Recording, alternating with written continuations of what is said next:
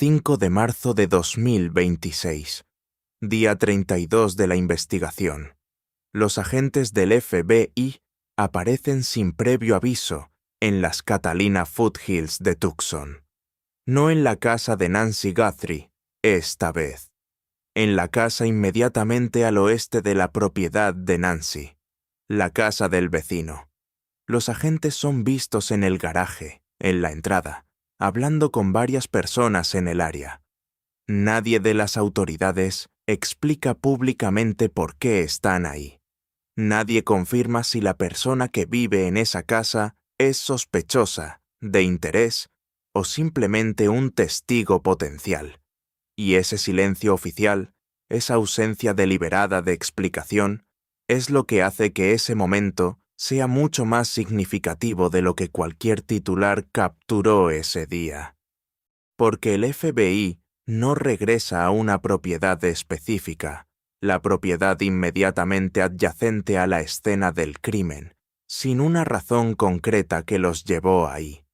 Para entender completamente lo que esa visita al vecino del oeste significa dentro de la arquitectura más amplia de esta investigación, necesitas entender todo el radio de búsqueda que el FBI construyó alrededor de la casa de Nancy desde los primeros días del caso, y cómo cada elemento de ese radio fue expandiéndose sistemáticamente hasta converger en los puntos más cercanos a la propiedad. Nancy Guthrie tiene 84 años. Desapareció en la madrugada del 1 de febrero de 2026 de su casa en las Catalina Foothills de Tucson, Arizona. Era la madre de Savannah Guthrie, presentadora del programa Today de NBC.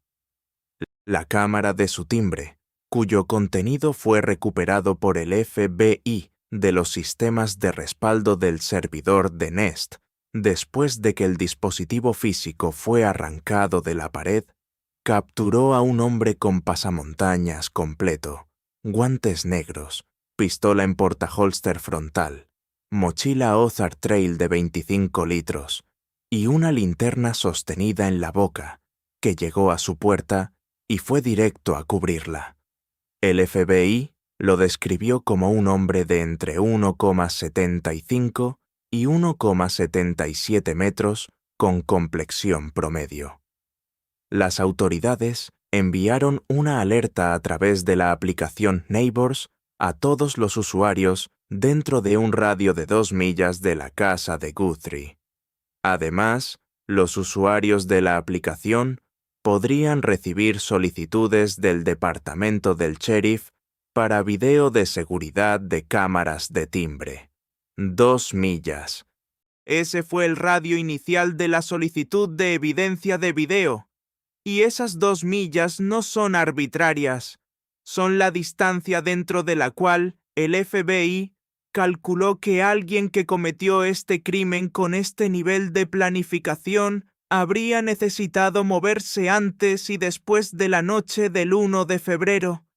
Dentro de esas 2 millas está la zona donde los vehículos de salida podrían haberse estacionado, donde los cómplices podrían haberse reunido, donde alguien pudo haber almacenado equipo antes de la operación o recogido a los participantes después. Los investigadores solicitaron un mes de video de los vecinos y otros dentro de un radio de 2 millas de East Skyline Drive y North Campbell Avenue. Las autoridades buscaban imágenes grabadas entre el 1 de enero de 2026 y el 2 de febrero de 2026, y cualquier video que mostrara vehículos, tráfico, peatones o cualquier cosa inusual que pudiera ser relevante para el caso. Un mes de video. No solo la noche del 1 de febrero, un mes completo, desde el 1 de enero. Eso confirma que desde las primeras semanas del caso, los investigadores ya estaban operando con la hipótesis de que alguien había estado estudiando la propiedad y el vecindario durante semanas antes del crimen. No solo el 11 de enero, que el FBI confirmó más tarde como una fecha de visita previa, basándose en el análisis forense del hardware de la cámara Nest, desde enero completo. Y dentro de ese radio de 2 millas hay algo específico que quedó documentado en los primeros días de la investigación y que cobró nueva relevancia cuando el FBI regresó al vecindario en marzo. El sheriff Nanos señaló que hay cosas clave que los investigadores no han podido identificar. Eso incluye un vehículo visto en un video de una cámara Ring aproximadamente 2 millas y media de la casa de Guthrie alrededor de las 2 de la madrugada la noche que desapareció. Nanos dijo que los investigadores lo están revisando, junto con cientos de miles de vehículos que estaban en la carretera en ese momento. Un vehículo a 2 millas y media, a las 2 de la madrugada.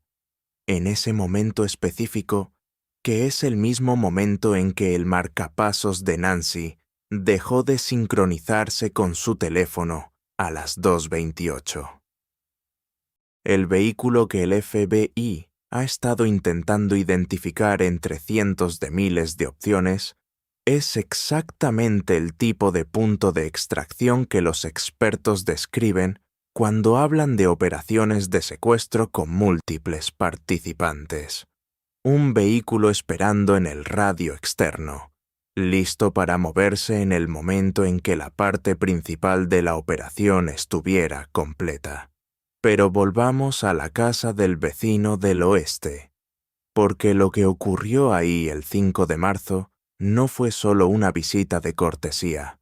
Los agentes del FBI fueron vistos el jueves investigando la casa directamente al oeste de la casa de Nancy Guthrie, mientras continuaba la búsqueda de la madre desaparecida de la presentadora del programa Today, Savannah Guthrie. Los agentes fueron vistos en el garaje y la entrada hablando con varios vecinos. La casa directamente al oeste. No la del norte, no la del este.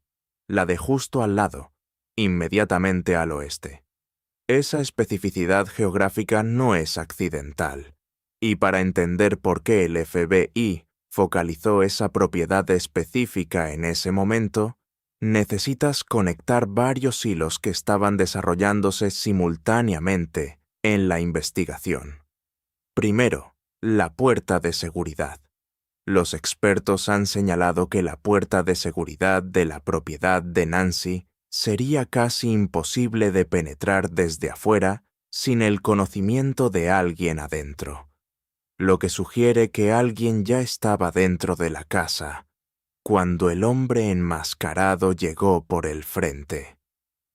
Alguien que entró por la parte trasera, que según Savannah estaba propeada con las macetas de flores de Nancy. Y alguien que conocía la propiedad lo suficientemente bien como para saber que esa puerta trasera podía ser accedida desde la propiedad adyacente o desde el terreno que la rodea. Segundo, la vacancia. El FBI había preguntado a los residentes del vecindario sobre una propiedad cercana que quedó vacante poco antes de la desaparición de Nancy.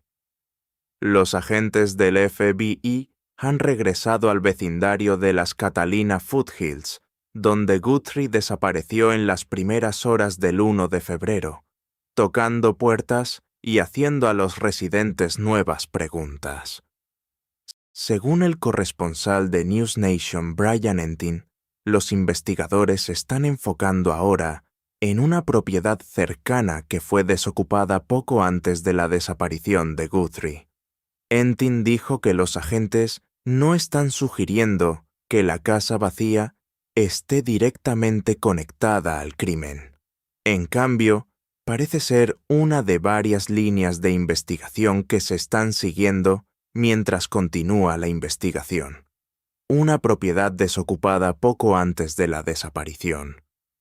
Una casa vacía en el vecindario inmediato que le da a alguien con conocimiento del área un punto de observación desde donde estudiar los movimientos de Nancy, aprender sus rutinas, monitorear cuándo recibía visitas y cuándo estaba sola, y hacerlo sin levantar sospechas porque una propiedad vacía es simplemente una propiedad vacía desde la perspectiva de cualquier vecino que la vea.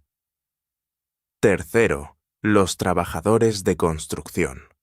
Los agentes también estaban preguntando a los vecinos sobre varias casas en construcción en el vecindario. Los agentes han solicitado los nombres de los contratistas y trabajadores que estaban activos en el área en los días y semanas previas a la desaparición de Guthrie. Los investigadores buscan detalles específicos en lugar de información general, indicando un amplio esfuerzo para rastrear la actividad en el vecindario. Nombres específicos, no observaciones generales. Los nombres de cada persona que tuvo una razón legítima para estar en esas calles durante semanas antes del 1 de febrero. Porque alguien que realizó la vigilancia del 11 de enero, alguien que estudió la propiedad de Nancy con suficiente detalle como para saber dónde estaba cada cámara, necesitaba una cobertura para estar en ese vecindario sin llamar la atención. Y una cuadrilla de construcción activa en una casa adyacente es exactamente esa cobertura. Y ahora conecta todo eso con la visita del 5 de marzo a la casa del vecino del oeste. No es una visita aislada. Es parte de una expansión sistemática del radio de búsqueda que comenzó con las 2 millas de la solicitud inicial de video y fue reduciéndose gradualmente hacia el centro, hacia la propiedad inmediatamente adyacente a donde Nancy vivía. Un vecino dijo haber hablado con el FBI sobre una observación que había hecho. La policía había liberado anteriormente videos y fotos de un sospechoso en la desaparición el mes anterior. Las imágenes, tomadas de datos residuales en los sistemas de back-end de la cámara Google Nest de Guthrie, muestran a alguien con una máscara facial completa, guantes y una mochila caminando hacia la casa. El vecino que vio algo. Esa es la pieza que conecta la actividad física en la propiedad del oeste con la cadena más amplia de testimonios que el FBI está acumulando. Un vecino que habló con el FBI sobre una observación que había hecho. En el contexto de un crimen que requirió semanas de reconocimiento previo, ese vecino pudo haber visto al sospechoso o a sus cómplices durante esas semanas de preparación sin entender en ese momento la relevancia de lo que estaba viendo. Y ahora esa observación forma parte del registro de una investigación que también tiene evidencia forense del hardware de la cámara confirmando el 11 de enero, ADN desconocido dentro de la casa de Nancy bajo análisis activo, y el rastreo en curso de la dirección de Bitcoin incluida en las notas de rescate que Savannah confirmó que creía que eran reales. Un experto en ciberseguridad explicó que cada dirección de criptomoneda es una cadena única de letras y números que pueden asociarse con actores específicos. Lo que la mayoría de las personas no entiende sobre la criptomoneda es que cada transacción ocurre en una cadena de bloques pública, especialmente Bitcoin, que es pública, significando que cada transacción es rastreable e inmutable. Cada movimiento en esa dirección de Bitcoin existe permanentemente en el registro público. Si el sospechoso usó esa dirección para cualquier transacción, antes o después de las notas de rescate, ese movimiento es visible para el FBI. Y rastrearlo hacia atrás hasta el individuo o los individuos que controlan esa billetera digital es exactamente el tipo de trabajo que ocurre en silencio, fuera de las cámaras de los medios, mientras el mundo espera una actualización pública. El exagente del FBI Jason Pack lo articuló con precisión cuando dijo que la ausencia de un sospechoso nombrado no significa la ausencia de progreso. Pack explicó que el trabajo investigativo más consecuente casi nunca ocurre frente a una cámara. Dijo que ahora mismo los investigadores están sentados sobre meses de retornos de citaciones, resultados de laboratorio, registros financieros y evidencia digital forense. Meses de retornos de citaciones. Eso es lo que está ocurriendo en este momento detrás de las puertas cerradas del centro de comando del FBI en Tucson. No ruedas de prensa.